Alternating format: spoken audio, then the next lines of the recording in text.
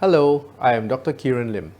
I am a senior consultant in gastroenterology and hepatology at Mount Elizabeth Hospital in Singapore.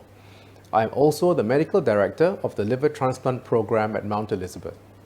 Thank you for joining me in today's webinar entitled Liver Diseases and When to Consider Liver Transplant. Over the next 20 minutes, I will discuss the natural history of liver disease, common causes of liver cirrhosis, in particular hepatitis B, hepatitis C, and fatty liver disease, complications of liver cirrhosis, and when to consider liver transplant. Let me begin with the natural history of liver disease. Most individuals are born with a healthy liver, which is able to perform vital body functions, such as metabolize and break down toxins, produce proteins and clotting factors, provide immune function to help us fight infections. Due to a variety of reasons, healthy livers can become inflamed. Continuous liver inflammation or hepatitis can lead to liver scarring or fibrosis. As more and more scarring occurs over time, liver cirrhosis will set in. Progression of liver disease will manifest with potentially life-threatening complications. I will discuss some of these complications later in this talk. The good news is that liver scarring and fibrosis can be reversed. However, the chance and extent of regression of fibrosis is high at early stages. Therefore, early diagnosis and treatment of liver disease is very important. This map is taken from a publication in 2020 and illustrates the burden of liver diseases in the Asia-Pacific region. You can see that in certain countries highlighted in red, the burden of liver disease is higher in Southeast Asia compared to countries like Australia, shaded in green. To illustrate this point further and put things in perspective, let us zoom in on a few countries. Please focus on the top row on this busy slide. Death from liver diseases every year is estimated to be 27,000 in Singapore, 1.4 million in Bangladesh, 1.8 million in Indonesia, and up to 10 million people in India. This slide illustrates the types of liver diseases are also different in various countries. In general, the largest burden of liver diseases faced by Asian countries are due to hepatitis B and C, alcohol, and fatty liver disease. Let us now discuss a few common causes of liver cirrhosis. Let us begin with hepatitis B. Hepatitis B affects 350 million people around the world. 75% of people with hepatitis B live in Asia. The most common route of transmission is from mother to child. The leading cause of cirrhosis of liver cancer is indeed hepatitis B. There are estimated 1 million hepatitis B related deaths per year. We know from studies that vaccination is an effective means to prevent the transmission of hepatitis B. Once infection has occurred and is chronic, the risk of complications is increased. Therefore, early detection is very important as effective antiviral treatments are available. The message from this complicated graph is that the course of hepatitis B has various phases. It ranges from the immunotolerant phase, when patients can feel totally well and with normal liver function tests. At the same time, they still have a high viral load in the bloodstream. In contrast, people in the immune clearance or reactivation phase can present with jaundice or yellowing of the eyes, abdominal discomfort, and abnormal liver function tests. While hepatitis B mainly affects the liver, it can also affect other organs such as the kidneys, skin, and blood vessels. The good news is that hepatitis B is no longer a life sentence. This table summarizes the various antiviral therapies approved for the treatment of chronic hepatitis B. They have proven not to only reduce viral replication, but also aid in the total clearance of hepatitis B from the liver, as well as reverse liver scarring. This is a patient of mine who had chronic hepatitis B. He presented to his doctor with abnormal liver tests and low platelet counts. Further investigations revealed that he had chronic hepatitis B leading to cirrhosis and liver cancer. This photo was taken from a publication in Indonesia and shows him recovering shortly after his liver transplant. The young lady standing next to him is his daughter, who donated half her liver to her father. 5 years after the transplant, both father and daughter are well with normal liver tests.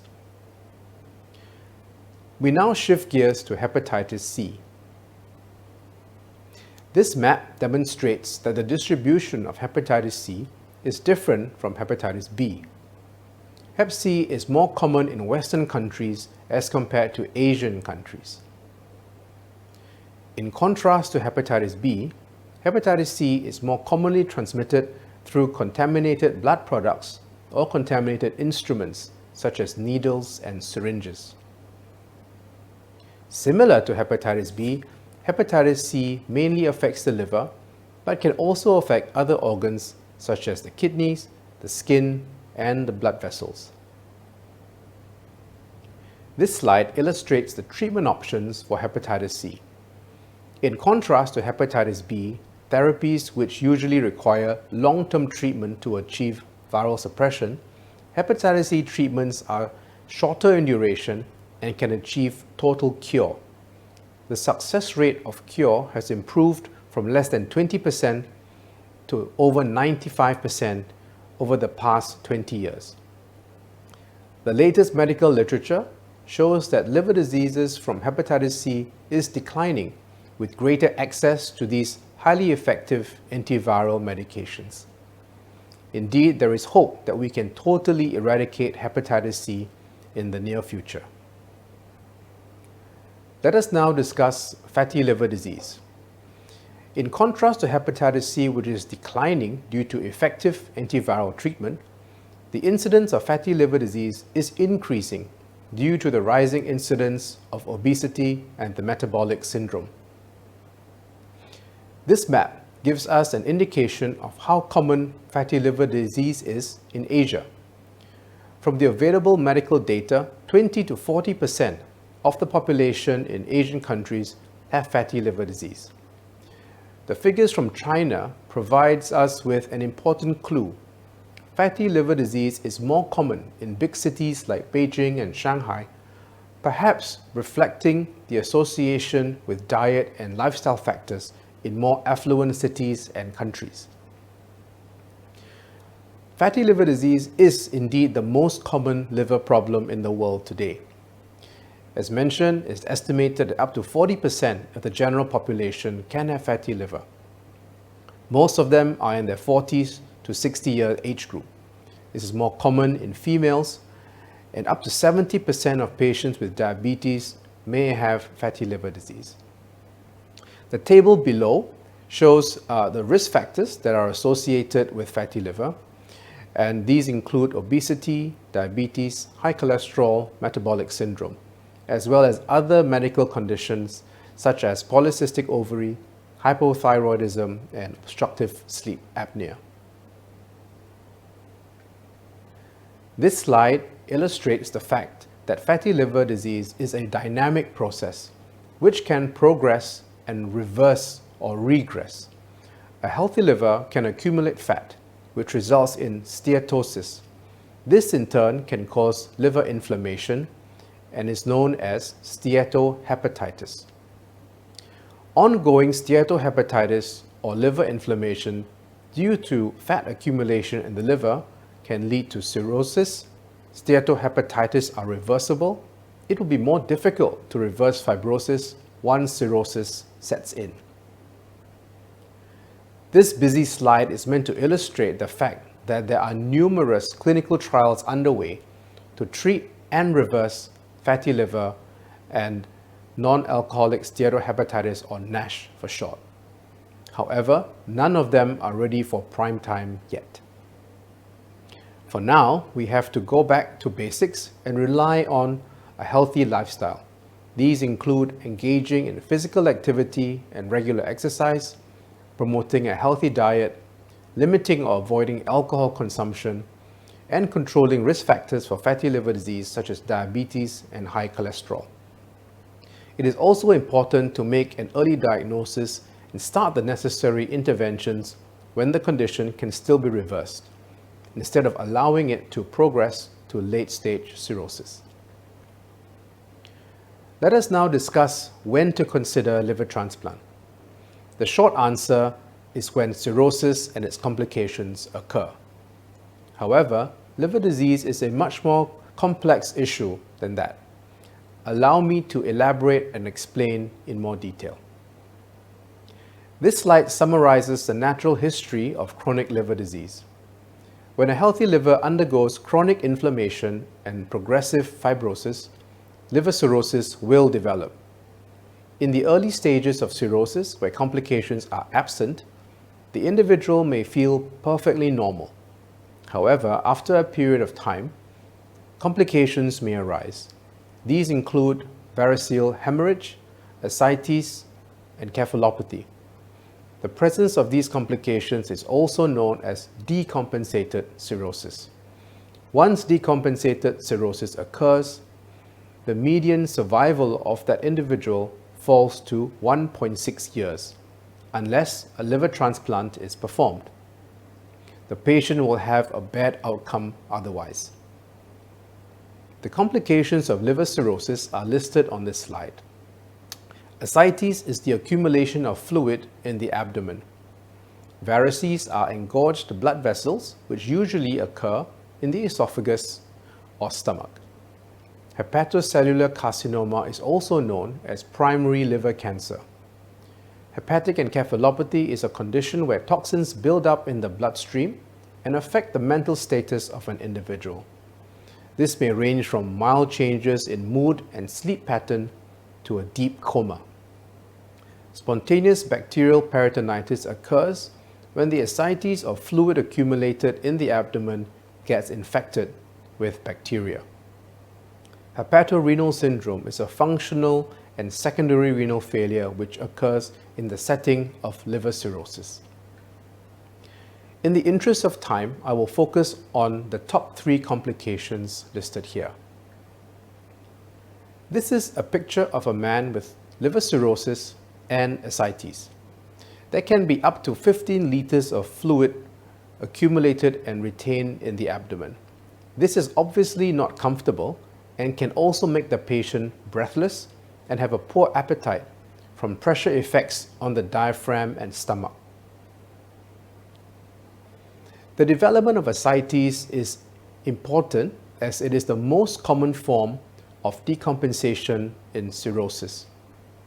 It can occur at 7 to 10% per year. More importantly, the chance of survival falls after the development of ascites, as much as 50% at 5 years after the initial development of ascites. As mentioned earlier, varices are engorged blood vessels which develop in the esophagus and stomach. This slide illustrates the progression of varices. The photo on the left shows a normal esophagus with no varices. The photo in the middle shows small varices, while the photo on the right shows large and high pressure varices. The larger the varices, the higher the chance of rupture and internal bleeding. I will now show a video of actively bleeding varices. Those of you who are a little bit squeamish at the sight of blood may want to look away for the next few minutes. This video clip shows an actively bleeding lower esophageal varix. These patients usually present to the emergency department with unstable vital signs such as low blood pressure, high heart rate, and depressed mental status. This second clip shows how we treat bleeding varices. After ensuring that the patient is stabilized with intravenous infusion of fluids, blood products, and the patient usually is transferred to the intensive care unit, we will perform an emergency endoscopy to locate the bleeding point. As this video now shows, the bleeding point is seen, and we will use ligation bands which are attached to the tip of the scope to tie up this bleeding point of the culprit varix. It takes many years of training to safely and accurately perform the treatment that is shown in this video clip. Let us now change gears and discuss liver cancer, also known as hepatocellular carcinoma, or HCC. HCC represents a major health burden in East and Southeast Asia and is more common in men compared to women. HCC is the sixth most common cancer in the world and the third most common cause of cancer-related death. It can be diagnosed non-invasively with dynamic contrast-enhanced imaging using a CT or an MRI scan. A biopsy is not necessary in most cases. Unfortunately, liver cancer usually presents at an advanced stage. This is an example of a dynamic contrast-enhanced CT scan. Due to the liver's unique dual blood supply, liver cancers behave in a very unique way. Liver cancers will light up or glow during the arterial phase and lose its brightness in subsequent phases of the scan. This allows a diagnosis of HCC to be made using this simple and non-invasive method. This slide summarizes the treatment recommendations for various stages of liver cancer. There are three important variables which have to be considered. Firstly, the size and number of liver cancers, the stage of liver cirrhosis, and the overall health of the patient. Treatments on the left side of the table, namely liver resection and liver transplant, are curative options. Treatments in the middle section, namely TACE or SIRT, are known as local regional treatments. And treatments on the right side of the table are systemic treatments involving chemotherapy or immunotherapy. Details of these treatments will require a separate lecture altogether. But suffice it to say, the treatment of HCC is much more complicated than this slide will suggest.